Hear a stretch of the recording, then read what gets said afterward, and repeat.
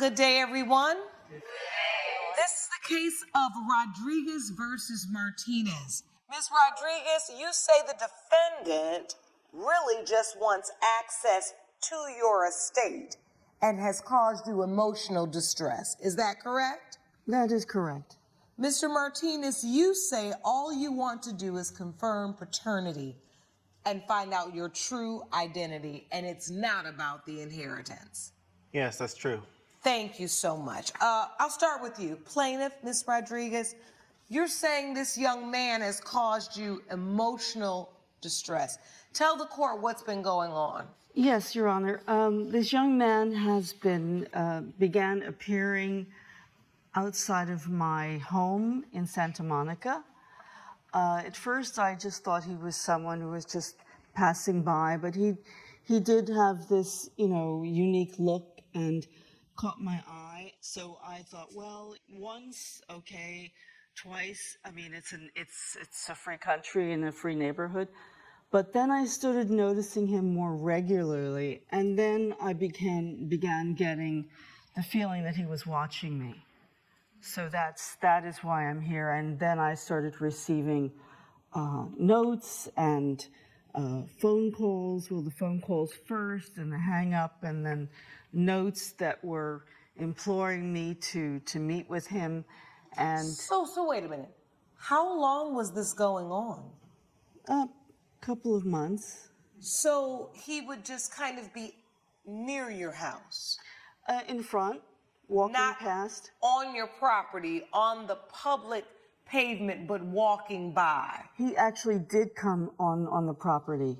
I had a ring installed, and then I noticed him leaving notes in my mailbox. And what did the notes say? Well, the notes came after the phone calls, and they were asking me to meet with him. He wanted to know if we were related. All right, so the truth is, he was walking by, he was near you, he was looking, but he also made his intentions known. Yes. I think we could be related. Yes. And how was he saying he thought he could be related to you? He claimed to be the son of my departed son. Okay, so you've lost your son. I'm very sorry for your loss. Thank you. I don't feel that he was malicious. I don't feel that, but I am here for closure, and I think we both need to know the truth. I want to ask you, Mr. Martinez. Ms. Rodriguez said she saw you near her home. What took you so long? Why did it take a few months? Were you trying to look at her to see if you saw any resemblance? What was your plan? Well, how it first started was I started giving her phone calls, and then she expressed how she didn't want to receive my phone calls anymore. But I know in my heart that Michael Henderson is my father, because my mother will always tell me that, oh, this is my father. She was showing me pictures, and I believe that. But then recently she just passed away, and then I just felt kind of lonely. And I looked online for this Michael Henderson, and that's when I learned that he passed away. And his only relative was Miss Rodriguez. And so your mother has passed? Yes. I'm very sorry for your loss as well. And so she left you with a name? Yes, she was showing me pictures of Michael Henderson all the time, and that's who I believe was my father. And she always said, this is your father? Yes. And did she ever say to you why you didn't have a relationship with your father? My father wasn't present even when I was born, because he just laughed. I guess she thought he laughed or something, but apparently he got in the car crash before I was born, and she never saw him. So to her, it probably like made it look like she just laughed. He just laughed. And so, Ms. Rodriguez, did your son pass away in a car accident? He did indeed. He died on the 10 freeway on the off-ramp at Centinela. Yeah, he's gone. He's gone. And so had you ever heard of Mr. Martinez's mother? Did you know your son to have had a relationship with, what was your mother's name? It's Maria. Maria. No, I did not. I knew nothing about it. I did when the car was towed and I had to retrieve the few things in the car. There were female sunglasses, there were a few ladies' articles, but there was no name. Okay. I know that he was dating someone, but I did not know who, and we're kind of a private family. I respected his privacy, and that was part of the reason why he felt comfortable living with me. He knew that I wasn't going to interfere. Coming up. Did you ever think, let me sit down and talk to this young man? Why is he near me? Why does he think my son is his biological father? We're back with the case of Clara Rodriguez, who blames David Martinez for causing emotional distress. So, Mr. Martinez, I see tears in your eyes, and I know you've been through a lot, losing your mother, and then also not knowing who your father is. Can you tell the court what prompted you to try to track down Ms. Rodriguez, and how did you make that connection? Yes, I have a picture that shows what my mom told me was Michael Henderson. And I looked up his information online, and I saw his obituary that he died from a car crash, and his only known relative was Miss Rodriguez. So I was able to like dig into where she lived and her phone number, and I reached out to call, but she kept blocking my number, and that's when I started coming over, leaving those letters. May I see your evidence, please? And so when you first started cutting the calls, Ms. Rodriguez, you blocked the number because you didn't know where they were coming from. Thank you, Sean. Mm-hmm. Yes, that's correct, Judge. The first time I picked up the call, there was no response. I was one of those hello, and just a little breathing. I was like, oh, okay. And I hung up. And then it rang again, and I saw it was coming from the same number, and so then I just blocked it because it happens, but yeah. Tell me about when you finally connected. Yeah, I never really answered the calls. I didn't talk to him on the phone. I saw him passing in front of my house. I was out trimming the roses, and I noticed, I was like, oh my God, this guy's back. I was scared. I was just scared. And so then he hurried up and he got into his car and noticed that he was driving a black Mustang, and the last numbers on the plate were 25. And my son had died at 25, and it was 25 years, and it was just too weird.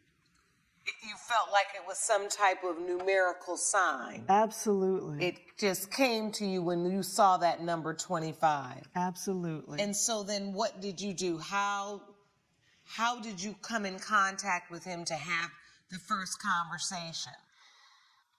In November, when the Mexicans celebrate the Day of the Dead, I came out on my porch, and there was an altar set up there with the beautiful carnations and, Yes.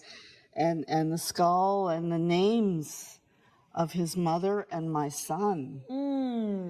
It was an act of kindness, but I also wasn't sure if it was an act of I don't know, torment. Well, it was extremely emotional for you, I'm sure. Mr. Martinez, did you put that arrangement there? I did do that. It was a tradition me and my mother used to do every year, and this was like the first year she was gone. Was that like an olive branch? Were you trying to say, I don't know if I'm your grandson, I may be? Was it kindness, or was it a way for you to maybe break the ice and get her to talk to you? Yes, it was a kind gesture. Like, I thought she would appreciate it. I didn't think it would make her feel this way. I didn't think I'd end up here. Is this the first time you all have really been in a room together? Or did you ever sit down together? No, we never sat down. We haven't been in a room. I only saw him kind of around the property and pacing back and forth, and I really didn't know. I mean, I had no inkling what his real intentions were. Before bringing this suit, did you ever think, let me sit down and talk to this young man? Why is he leaving flowers at my door? Why is he near me? Why does he think my son is his biological father? My concern was that this was opening a door I wasn't ready to go through, to be honest. I do see something of my son in him, and I don't know if that's delusion or hope or wishfulness, but I just didn't want to go down that road with a stranger.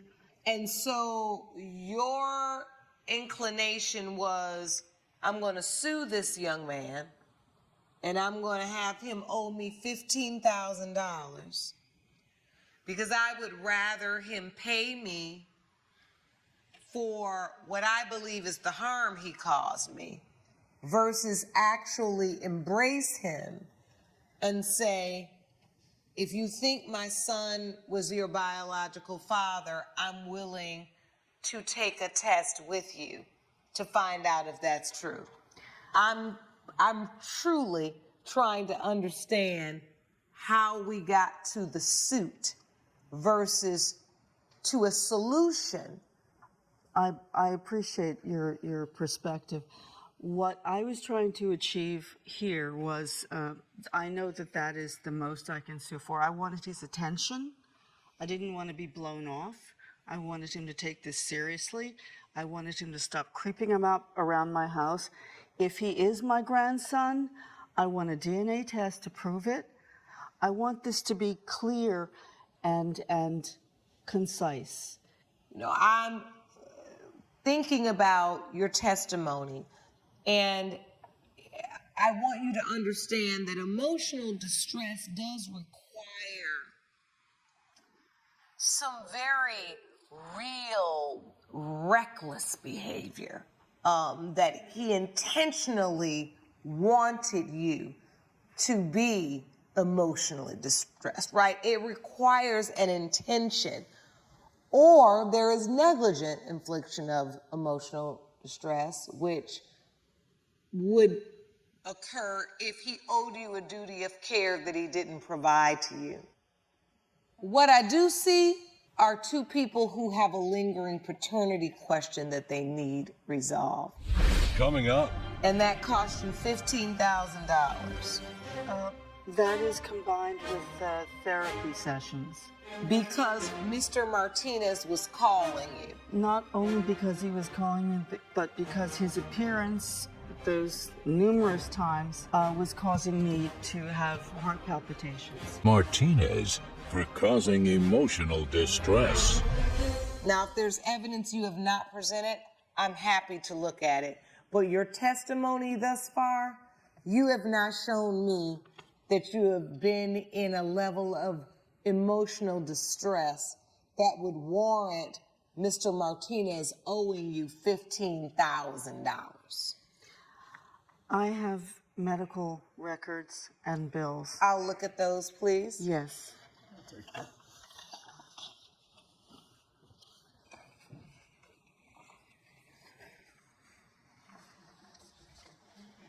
All right, so here are the medical bills you submitted. This states that you had to go to a specialist and urgent care visits and treatment for traumatic stress. Yes, Your Honor. And that cost you $15,000. That is combined with therapy sessions. Because Mr. Martinez was calling you. Not only because he was calling me, but because his appearance those numerous times was causing me to have heart palpitations. Do you really feel justified suing a young person who's lost his mother for $15,000? It feels a little irrational, and it feels like these treatments, you needed those anyway, because you're dealing with the loss of your son in a tragic way, which you even said, I bought the car that he had the accident in. Yes. I'm saying it to say that's another level of grieving. Yes. And I'm trying to see if maybe you processing those things is clouding your judgment on this, because what if this is your grandson? Your instinct is to sue him for $15,000 instead of want to get the answer. Your Honor, it is my way. Who blames David Martinez for causing emotional distress. It's odd to me that your instinct is to sue him for $15,000 instead of want to get the answer. Your Honor, it is my way of getting the answer.